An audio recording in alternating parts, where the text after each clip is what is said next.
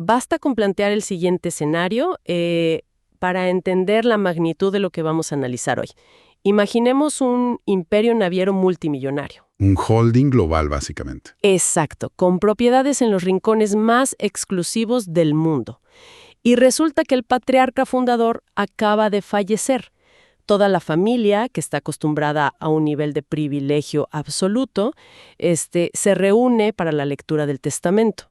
Esperando recibir sus cheques, me imagino. Claro, pero el notario no reparte cheques. En su lugar, congela cada centavo. Cada acción y cada propiedad queda bajo una única condición.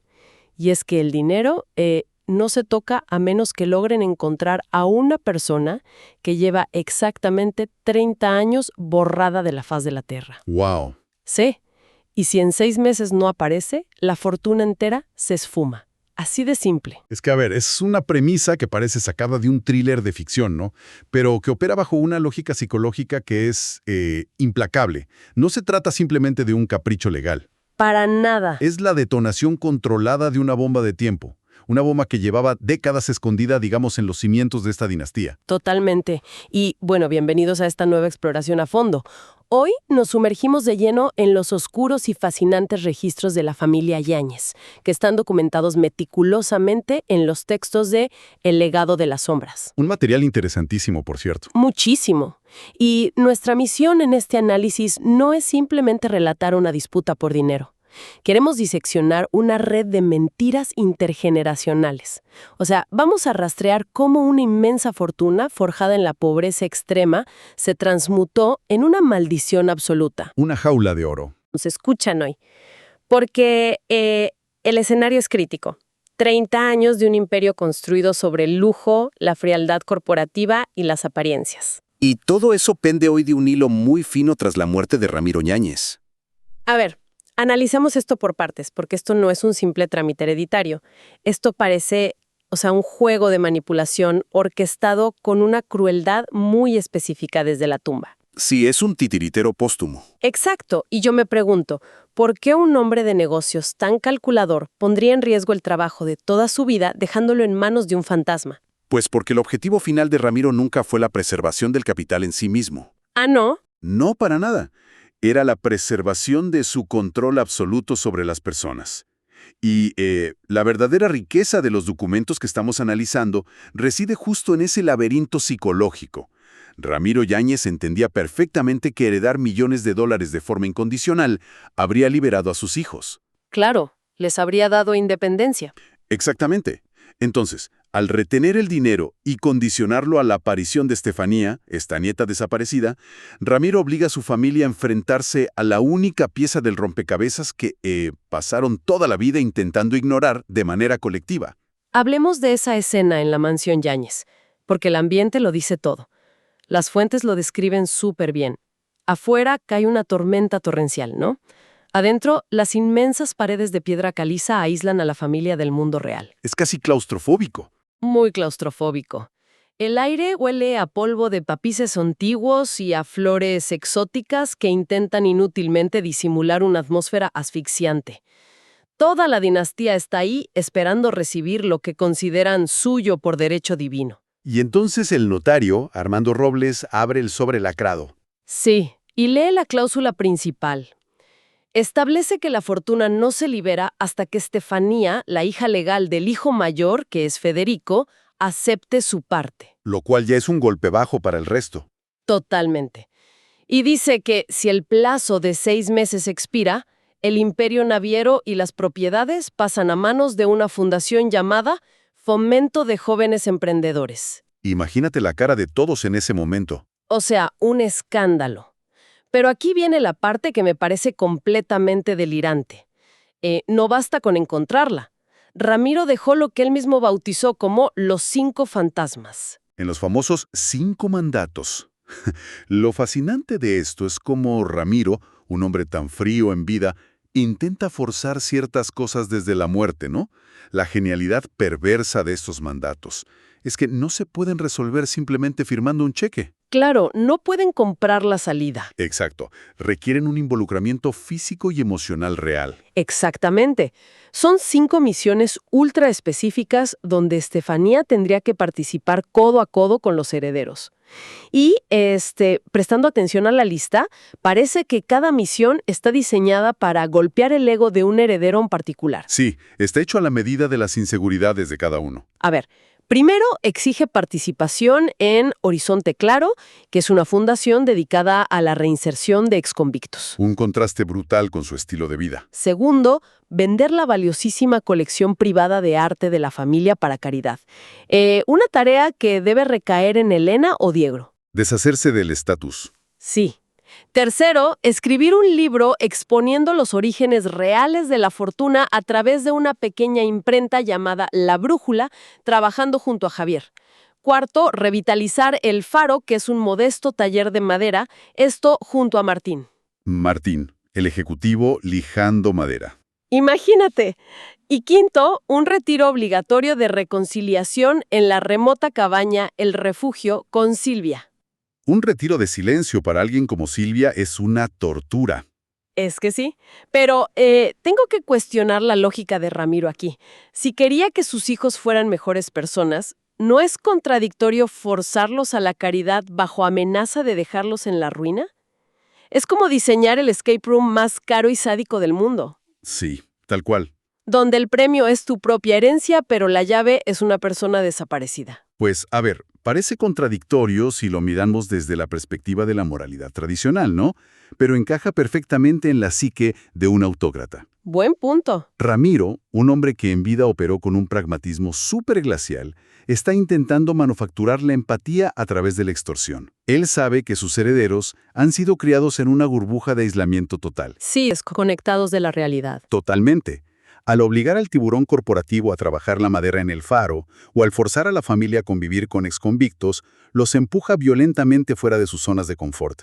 Y fíjate, en su nota personal, Ramiro menciona que necesita a Estefanía para saldar deudas del pasado. Deudas del pasado, o sea, eso suena pesado. Es que lo es. Lo que está admitiendo tácitamente es que la fortuna es ilegítima. Y no solo en términos fiscales, sino a un nivel kármico o moral. Y las reacciones de los hijos ante estos fantasmas son un mapa perfecto de las fracturas y los traumas de esta familia.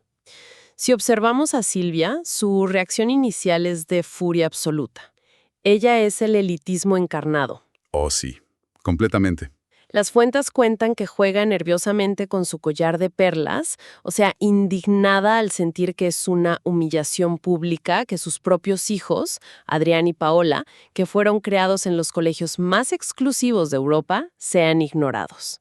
Desplazados por una desconocida en su mente. Claro, desplazados por el capricho de priorizar a alguien que ni conocen. El caso de Silvia ilustra cómo la riqueza extrema, cuando no está acompañada de un propósito, funciona de manera similar a una cámara hiperbárica. Qué buena analogía.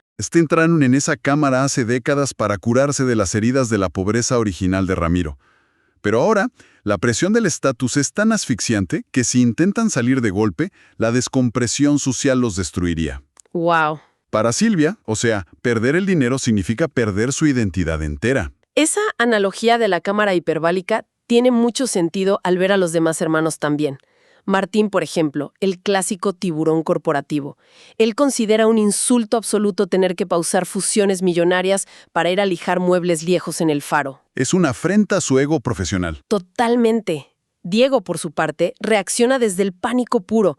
Su única obsesión es proteger a su esposa Camila, que tiene una salud muy frágil, y evitar que sus hijos, Axel, Lucía y Aitana, queden expuestos al escándalo público. Diego solo quiere mantener la fachada, ¿no? Que la prensa no los destruya. Así es. Por otro lado, tenemos a Elena, que parece ser como la única anomalía del grupo. Ella está casada con Manuel, un extenista profesional, y ella sí muestra una empatía genuina. Sí, ella ve esto de otra manera. Claro. Ve en esta locura testamentaria una oportunidad real para que la familia sane. Y finalmente está Javier, el bohemio introspectivo. Él vive en la mansión, pero tiene cuartos separados para los hijos que ha tenido con distintas mujeres a lo largo de los años. Un personaje bastante peculiar. Muy peculiar. Él es quien ve en la brújula la herramienta perfecta para desenterrar la verdad. Pero analizando todas estas posturas, surge una fricción innegable. A ver, dime.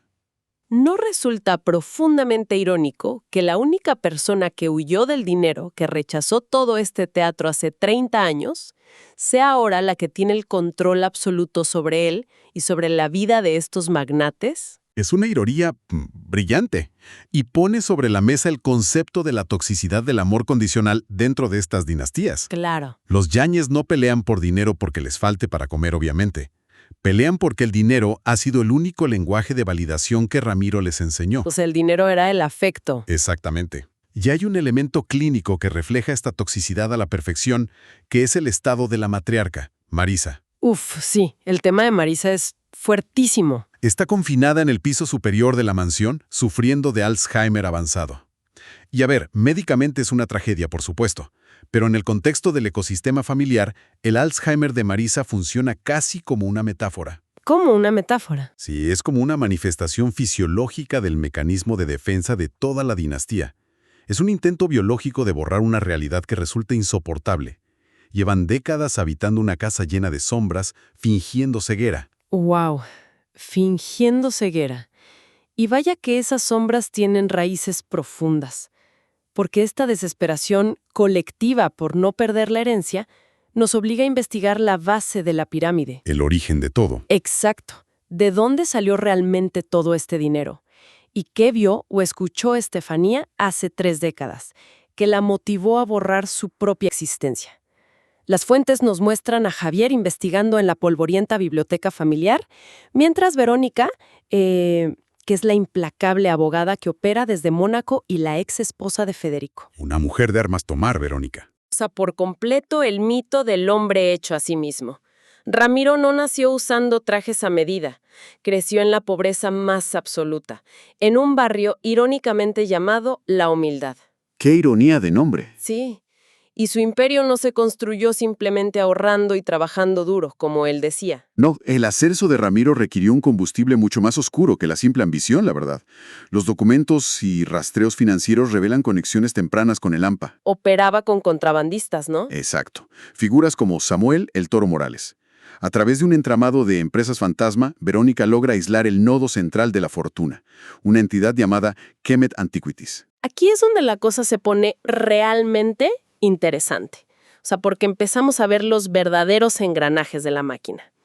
La fachada de Kemet Antiquities ocultaba el origen del imperio, que es un artefacto conocido como el Ojo del Nilo. Y ojo, no estamos hablando de un jarrón decorativo que alguien encontró por ahí. Para nada. Es una gema egipcia de valor incalculable. Fue extraída mediante excavaciones ilegales y súper sangrientas en una zona remota de África. Sí, manchada de sangre desde el principio. Y lo fascinante es cómo Ramiro utilizó este objeto. O sea, no se limitó a venderlo en el mercado negro para obtener dinero rápido y ya. Y ese es el detalle crucial para entender el genio criminal de Ramiro. Él utilizó la gema y las rutas de contrabando como una palanca de extorsión a nivel corporativo y gubernamental. A ver, explícanos cómo funcionaba eso. Pues hay que visualizar los puertos internacionales hace décadas, ¿no? Ramiro establece la red para mover antigüedades ilícitas. Una vez que logra corromper a funcionarios de aduanas, inspectores y políticos, para que hagan la vista gorda ante las cajas de Kemet Antiquities, ya los tiene atrapados. Claro, porque ya son cómplices. Exactamente. El chantaje se convierte en su moneda principal. A cambio de su silencio sobre esta red de contrabando en la que los funcionarios ya están implicados, Ramiro obtiene permisos navieros exclusivos, ¡Wow! contratos portuarios y regulaciones a su favor. El Ojo del Nilo fue, digamos, el depósito de garantía para construir una flota mercante legítima. Es decir, el relato inspirador del fundador visionario que Ramiro le vendió a la alta sociedad y a sus propios nietos como Adrián y Paola, ¿es en realidad un manual de crimen organizado? Básicamente, una mentira bien empaquetada. Pero si el Ojo del Nilo representa el pecado original sobre el que se levantaron los cimientos de piedra caliza de la mansión, la gran pregunta es, ¿quién pagó la cuenta? Alguien siempre paga. Porque en estos sistemas de corrupción, el costo siempre recae sobre alguien vulnerable. Y aquí es donde la investigación de las fuentes nos lleva directo al motivo de la desaparición de Estefanía. Siguiendo las notas de los diarios angustiosos de la abuela Marisa, Javier logra localizar a Juana Ramírez. Juana, una figura clave en todo esto. Súper clave. Una antigua empleada de la casa que fue amante de Ramiro durante años. Y cuando Javier la confronta, el muro de silencio colapsa y sale a la luz una verdad monstruosa. Estefanía, cuyo verdadero nombre de nacimiento es Elisa. Ojo con ese detalle. Sí, Estefanía no es la hija biológica de Federico y Verónica. Es la hija ilegítima de Ramiro y la empleada, Juana. Es una revelación que aniquila por completo el árbol genealógico.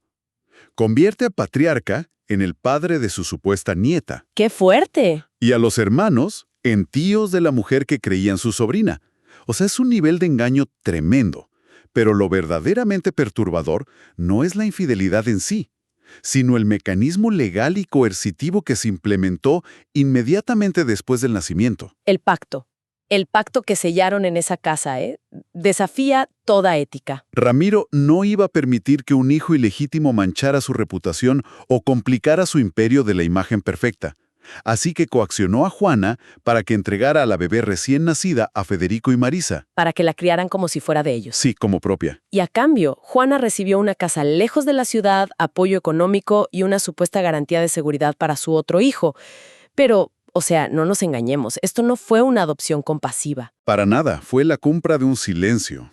Exacto. Juana conocía demasiados detalles sobre las operaciones ilícitas con el Ojo del Nilo y las redes de chantaje en los puertos. Básicamente, Ramiro usó a un ser humano, a su propia hija, como un pagaré. Es escalofriante. Como un Ojo del Nilo viviente para asegurar la lealtad y el silencio de Juana. Pero me cuesta procesar esto, ¿Cómo pudieron Federico y la abuela Marisa sentarse a cenar todas las noches sabiendo que la niña que criaban era en esencia un rehén corporativo? Es que, si conectamos esto con el panorama general, queda claro el nivel de disonancia cognitiva en el que habitaban todos. Los diarios de Marisa son testimonio de una tortura psicológica constante. Me imagino la culpa. El terror de ver crecer a una niña inocente, cuya misma existencia en esa casa dependía de un acto atroz de extorsión. Vivían actuando en una obra de teatro grotesca, ¿no?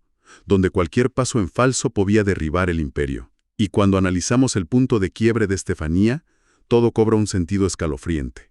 Ese día fatídico hace 30 años.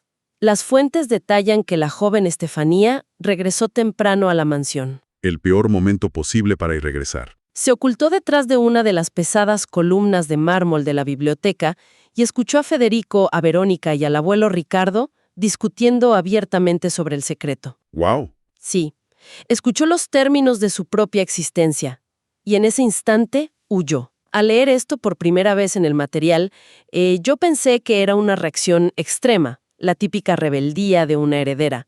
Pero a la luz de los hechos, no lo es, ¿verdad? En absoluto. No hay rebeldía en su vida. Hay supervivencia pura y dura.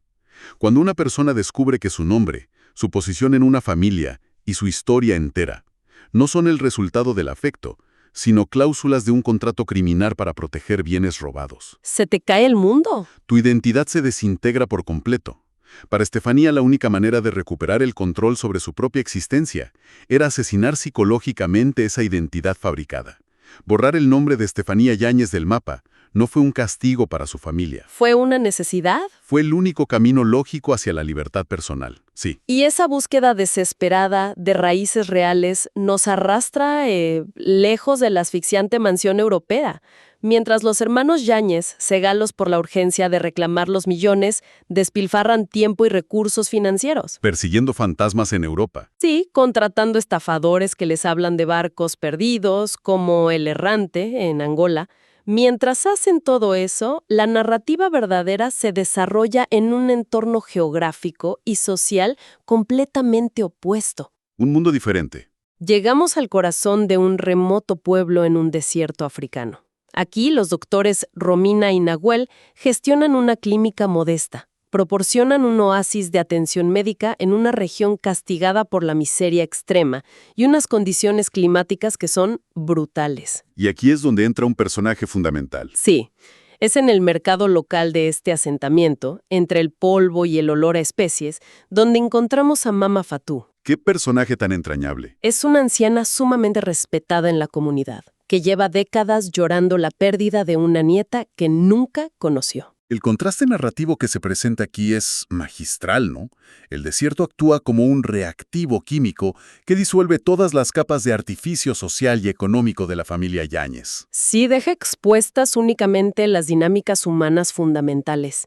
Y es precisamente en esta austeridad donde los engranajes del misterio finalmente encajan. El hilo conductor es asombroso, la verdad. Se revela que la empleada chantajeada, Juana Ramírez, es en realidad la hija de Mama Fatou. Es increíble cómo todo se conecta. Por lo tanto, Estefanía, la heredera desaparecida del Imperio Europeo, es genéticamente la nieta de esta anciana del desierto. Las raíces de Estefanía están en esa arena árida, no en los registros civiles europeos. Y la confirmación de esto llega de una manera muy sutil. Sí, llega a través del relato de un viajero nómada que visita la clínica de Romina y Nahuel. Este hombre menciona haber visto a una extranjera con ojos de cielo viviendo en un asentamiento nómada cercano. El detalle del broche es la clave. Exacto. Aporta el dato definitivo. La mujer lleva siempre consigo un antiguo broche de plata, y Romina lo reconoce de inmediato porque sabe que perteneció a Mama Fatou. Fue la única herencia real que Juana logró darle a escondidas. Ajá, pidiéndole que nunca olvidara sus verdaderos orígenes. Al conectar estos puntos, queda claro que la extranjera desorientada y asimilada en el desierto es la nieta de Mama Fatou, la pieza faltante que bloquea los millones de los Yáñez. Fíjate en la diferencia de valores entre ambos mundos. Es abismal. Es brutal el contraste. Por un lado, vemos a magnates educados en la élite apuñalándose por la espalda en salas de juntas forradas en madera de caoba por unos millones. Y por el otro, en el desierto, una comunidad nómada que enfrenta sequías letales y que sin embargo comparte sus escasos recursos para asegurar la supervivencia colectiva. Hay una ironía profundamente poética en la arquitectura de esta historia, y es el verdadero cierre kármico del que hablaba el testamento de Ramiro, el continente del cual el patriarca extrajo ilícitamente el ojo del Nilo. Donde sembró violencia y saqueó recursos, claro. Exacto, para construir una fortuna basada en el chantaje. Es exactamente el mismo lugar al que Estefanía debe regresar 30 años después para encontrar su identidad.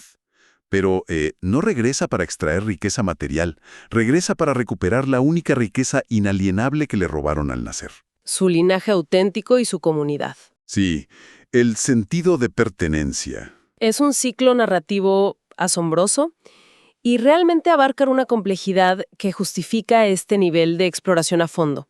Hemos navegado desde la frialdad opresiva de una lectura testamentaria, diseñada como venganza póstuma, pasando por el choque de personalidades de estos herederos atrapados. ¿En su cámara hiperbárica de estatus? ¿Sí? Exacto. Desentrañamos cómo la extorsión sistemática a través de piezas arqueológicas, como el Ojo del Nilo, permitió lavar dinero. ¿Y construir flotas navieras? Fuimos testigos del impacto atroz de usar a un bebé como garantía humana y terminamos bajo el sol inclemente del desierto africano, donde una identidad pulverizada logra reconstruirse lejos de los millones. Todo un viaje. Entonces, ¿qué significa todo esto, realmente? O sea, ¿qué nos llevamos de los secretos de los Yáñez, para quienes nos escuchan hoy? Pues yo creo que la principal lección es que el peso de los legados no es exclusivo de los multimillonarios. Definitivamente. Toda estructura familiar hereda algo. Se heredan patrones de conducta, se heredan traumas no resueltos y lo más pesado de todo, creo yo, se heredan los silencios. Los silencios sobre lo que hicieron o dejaron de hacer las generaciones pasadas. Exactamente. No hace falta tener un imperio corporativo en juego para que esos silencios fracturen a una familia moderna. A veces, desarmar la mitología perfecta que una familia ha construido sobre sí misma es el único mecanismo para entender por qué reaccionamos como lo hacemos. Esa es la reflexión medular que debe quedar resonando tras analizar estos documentos, ¿no? Ante cualquier tipo de herencia, ya sea una cuenta bancaria, un estatus social o simplemente un apellido, es imperativo aplicar el pensamiento crítico. Sí, hay que preguntarse cuánto de ese legado está manchado por historias que elegimos ignorar, por sufrimientos ajenos o verdades incómodas. Claro, porque la trayectoria de Estefanía demuestra que la libertad genuina no radica en recibir un imperio sin cuestionar sus cimientos.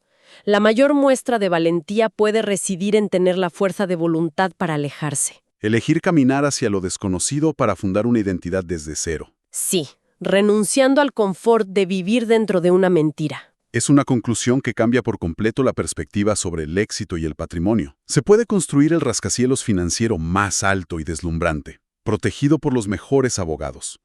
Pero si los pilares subterráneos descansan sobre extorsiones y vidas humanas utilizadas como moneda de cambio, el colapso es una garantía matemática. Tarde o temprano la Tierra reclama el espacio, como dicen. Así es. Y solo quienes tienen la claridad mental para buscar terreno firme, aunque ese terreno sea un desierto implacable, logran edificar una paz que el dinero jamás podrá comprar. Una lección tremenda. Totalmente. Agradecemos profundamente a quienes nos escuchan por acompañarnos a desentrañar este complejo caso y profundizar en los misterios de la psicología humana. Ha sido un análisis súper revelador. Nos encontramos en la próxima exploración a fondo.